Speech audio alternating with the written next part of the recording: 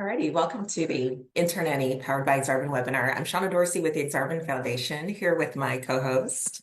Michaela Foundy, and I'm with Grand Island Senior High. I do our work-based learning here. Excellent. And Mary, would you like to introduce yourself really quick? And then Michaela's going to kick us off this morning.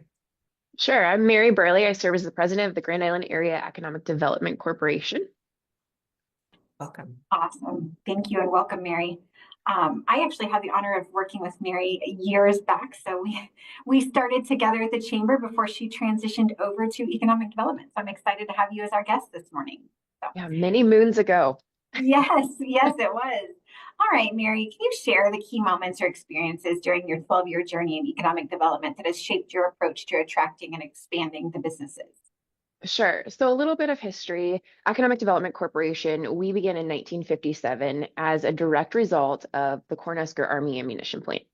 So during times of war, the Cornhusker Ammunition Plant was a major employer within Hall County in the city of Grand Island.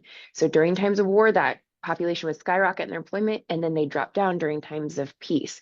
And so we did this really hard ebb and flow of population increase, services increase, housing demand increase, and then we would drop down.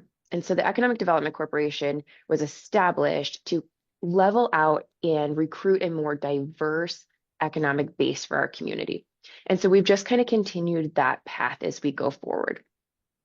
We leverage major things, not unlike any other community across the country that is trying to recruit new wealth producing businesses. We leverage our overbuilt capacities for utilities, our available industrial parkland, which you can kind of see behind me. We have incentive dollars. We have all of these things that businesses really look at when they're looking at a community to grow or expand.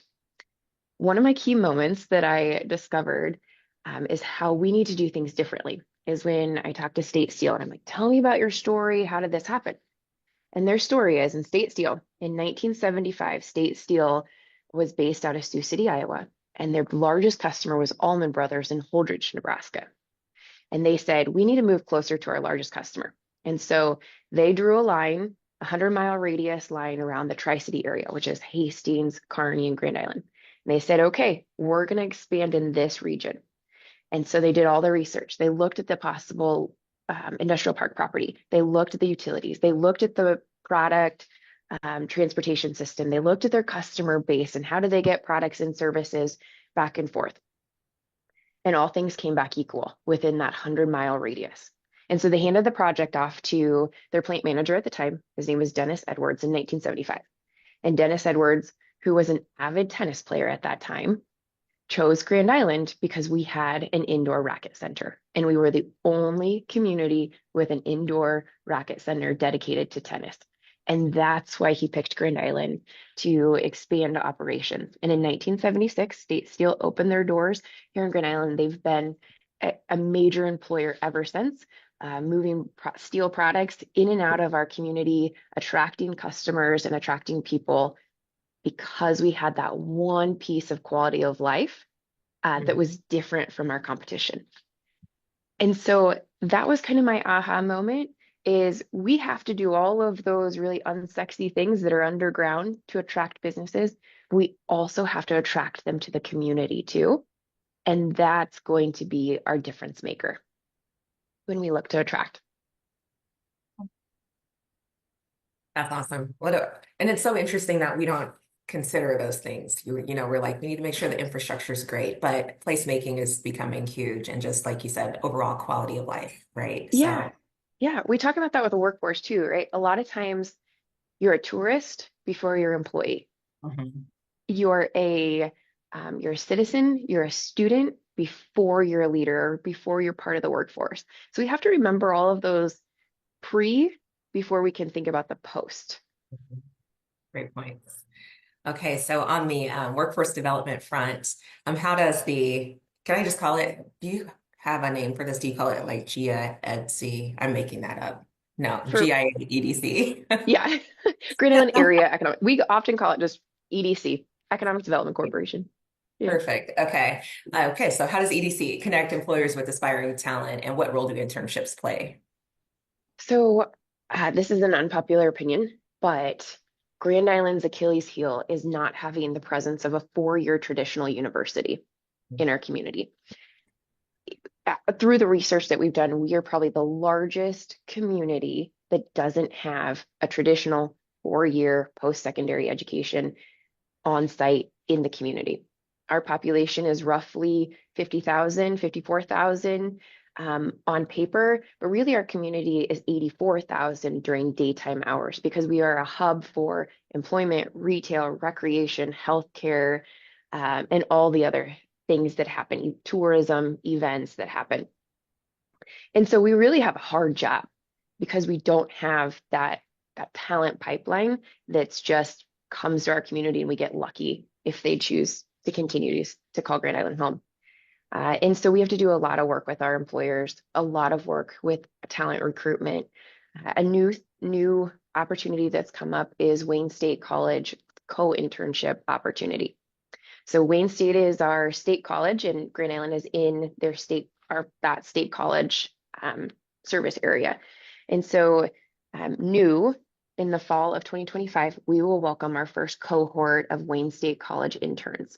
Those Wayne State College students will do their senior year in Grand Island, but will also be gainfully employed. They receive scholarship funding for that to pay for their school as well as their housing. We wiggled a few dollars loose of our Build Grand Island program, which is our housing program, to develop 3 5-bedroom apartments in our downtown or Railside Business Improvement District. These will be there. We just took a tour of these apartments and they are so stinking cool, exposed brick. Everyone gets their own bedroom, but they are urban upscale living to welcome this first cohort of Wayne State students who may not have ever had an opportunity to come to Grand Island, which is 2 hours away from their home school. And so we just have to do things differently in Grand Island because we don't have direct access to that talent pipeline. We have to work a lot harder. Yeah, that makes a lot of sense. And, I've been working with Angie Singer for a couple of years, and I know that she and Marta Sugar at Wayne State helped launch that initial co-op. So I'm so excited to see it expand into Grand Island. It's working well there. So, yeah. Yeah, it's tremendous. We are such a thriving community. Our growth is unhinged at this point. We are developing in every piece in every sector of the community. We just have to work harder at that talent recruitment. I agree. Mary, can you elaborate on how EDC leverages programs like the LB 840 initiative for industrial park properties, housing development, employers, talent, et cetera? Yeah, so Grand Island supports businesses and we support our entrepreneurs. We lay out the red carpet for businesses that are looking to relocate or expand here in Grand Island. We leverage industrial park property. EDC owns and operates roughly 600 acres of industrial park property along the 281 corridor, as well as out at the Cornhusker Army Ammunition Plant, former Army Ammunition Plant, I should say. We've overbuilt our city utilities. We are city utility served, which is much different than other areas in our state or in the Midwest region. So we leverage that, but we also have incentive funding that the city of Grand Island voters approved for the 3rd decade in November of 2023. So City of Grand Island dedicates $950,000 annually to new business attraction, helping our existing businesses expand through their infrastructure, their physical location, their workforce, and then their training facility. The other piece to that that's a little bit different is our Build Grand Island program. And that's our housing program. Build Grand Island, leveraging the state's Rural Workforce Housing Fund program, we offer 0% construction loans to residential developers and builders. We offer those 0% construction loans for 24 months, or when the home sells is when the payback period is. Again, 0%. And in today's economy, that's very beneficial when you can save, 6 to 8% on a construction loan. That helps the developer continue to build those residential units faster, more efficiently, and continue on for that. We just released our 2025 housing study Tuesday of this week, actually. And so that housing study is projecting based on our projected population growth, our economic booms that could happen, is we need roughly 1,500 new housing units developed in the next 5 years. The previous housing study that we conducted that was active from 2019 to 2024 said that we needed 1,300 new homes. And during that time period, Grand Island developers developed 1,250 homes. So we were 50 homes short of our 5-year goal. I know that we will hit our next 5-year goal of that 1,500 mark because we are on a huge growth trajectory in our community, and we will absolutely hit that. But offering those little incentives and those little nuggets of support to our entrepreneurs, to our developers, to our home builders, just helps magnify that energy and that direction. That's so exciting. Yeah. I just love it. I love it so much. Okay, so what advice do you have for leaders, community leaders, employers who are looking to attract and retain talent? I know you talked about placemaking a bit earlier, which is super important, and just that overall quality of life. But yeah, we'd love to hear more on that. Yeah. So this next generation, or this generation that's entering the workforce, they have different standards for their employment that maybe previous generations had. And there's lots of memes out there and lots of social content that says your work friends become those friends that you have maybe for life. You dig roots deeper with that kind of next season of your life relationships. And I think we can all probably attest to that. Some of our work friends, we didn't know them in high school. We didn't know them in college. We didn't know them from our social settings, but they become these lifelong connections that we have. Michaela and I are good examples of that, right? We didn't get to work together for years and years. We didn't know each other beforehand, but we continued to have that relationship back and forth where we're one phone call away. And so in today's workforce, we just have to build those relationships different or offer the connections a little bit differently. How do you connect? How do you provide that work-life balance that creates relationships and allows their roots to be a little tighter to the community and to their place of employment?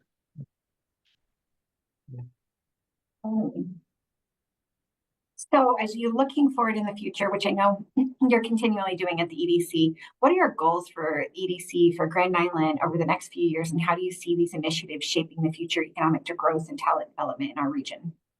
Yeah, so that's a hard question, right? Because goals always evolve. They're always changing based on our benchmarks that we can meet. The goals for EDC specifically are just continue to offer and work towards quality of life initiatives. Because when the community's hopping, when the community's cool, it makes our job a lot easier to attract new businesses and new people to the community.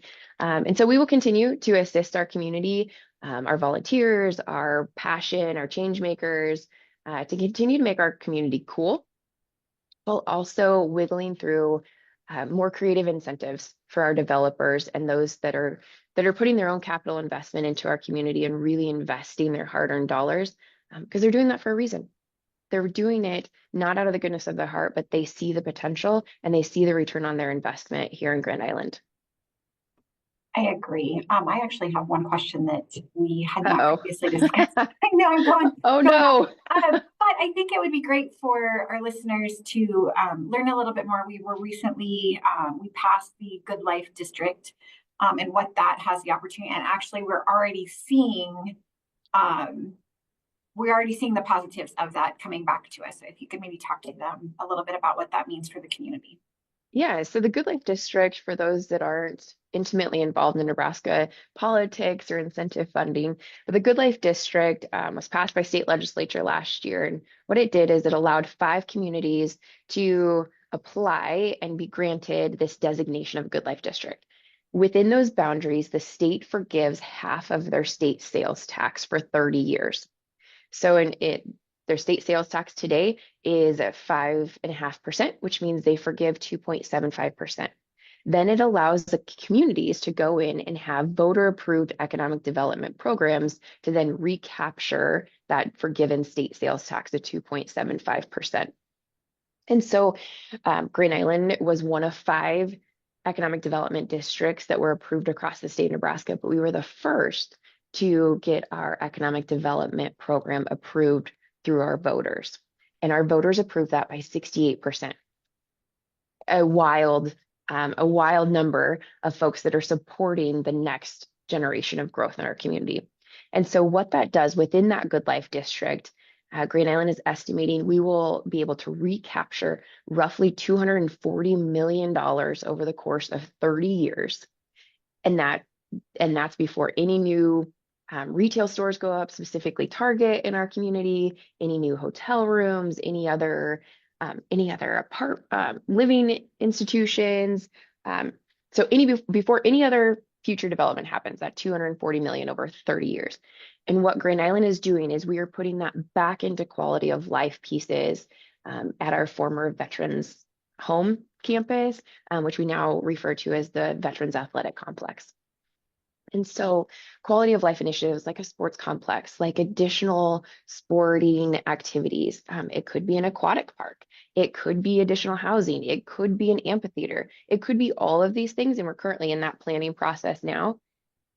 But we'd have different incentive now than what we had before because we believe in the growth. We, meaning the entire city of Grand Island, believes in quality and strategic growth, leveraging creative incentive models.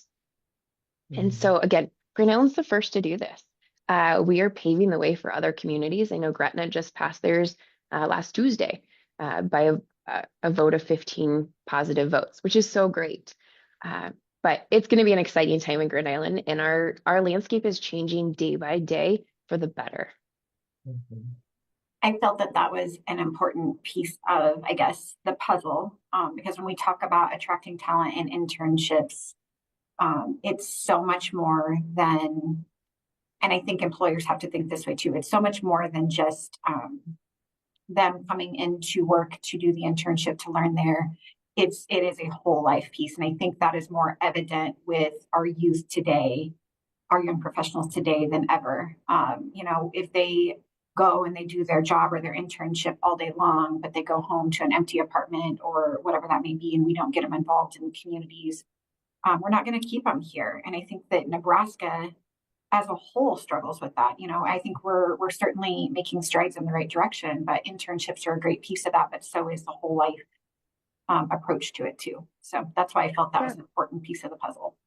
It's a lifestyle. It is absolutely a lifestyle. And I think that moment happened for me when I was at JBS, which is one of our largest employers, talking to their interns. They have these brilliant animal scientists interns that are coming in. And so as those conversations happen, I'm like, what do you do after hours? Where do you go? Whatever. And he's like, well, I'm here for such a short time. I have an apartment with a blow up mattress and a PS5. And I was like, no, we have to engage you differently so that you create this placemaking and you have an emotional connection now to your experience in Grand Island outside of your 8 to 5. And so it's just flipping that switch a little bit. Yeah. Yeah, that's amazing. I'm thinking too about like the prevalence of remote work, especially with our tech interns, even like it's not only experienced talents, like, hey, you're an intern, you can work remotely. So that PS5 example is so important for people to think about because that student can do that wherever. They can have that experience in Grand Island, Omaha, Austin, Colorado. But if we make our communities more interesting so that it's memorable for the student. Like you said, they create in-person ties. That definitely makes a big difference. So great. I love it. Anything else you'd like to share? We came up with our list, but is there anything else that you can think of? I don't think so. Thank you so much. I appreciate you putting Grand Island on the map. Again, we have our work cut out for us, but the city has so much energy behind it to continue to develop and make our community cool. So thank you for including us. We certainly appreciate it. Thank you. Thank you both, actually. Appreciate you too. Yes. Have a good one. Bye. Bye-bye.